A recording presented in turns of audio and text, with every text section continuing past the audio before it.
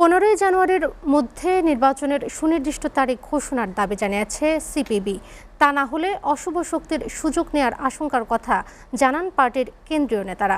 বিকেলে সোহরাওয়ার্দী উদ্যানে ঢাকা সমাবেশের দলটির নেতারা বলেন, 10 জানুয়ারি থেকে রাজনৈতিক দলগুলোর সাথে মতবিনিময় করবে সিপিবি।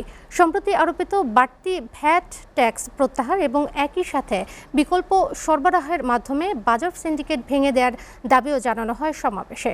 সোহান খানের প্রতিবেদন।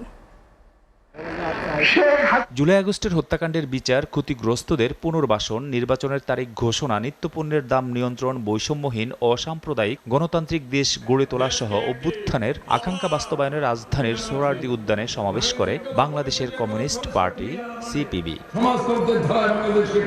এতে অংশ নেন পার্টির কেন্দ্রীয় ও মহানগরের বিভিন্ন পর্যায়ের নেতাকর্মীরা। তারা বলেন, জনগণের ক্ষমতা নিশ্চিত করলে সব সমস্যা সমাধান হবে। এবং মুক্তিযুদ্ধের আওয়ামী বয়ান, সেটা একটা মিথ্যা বয়ান, সেইটাকে ব্যবহার করেছে লুটপাটের জন্য। যারা মনে করেন বিরাজনীতিকরণ করবেন, সুশীল সমাজকে নিয়ে এসে রাজত্ব দিবেন বা 1/11-এর মতো আরেকটা ঘটনা ঘটানোর চেষ্টা করবেন, এই চেষ্টা করতে যেন না। অন্তর্বর্তী সরকারের নানা ব্যর্থতা তুলে ধরে পার্টির সাধারণ সম্পাদক নির্বাচনের রোডম্যাপ সহ সুনির্দিষ্ট তারিখ ঘোষণার দাবি জানান।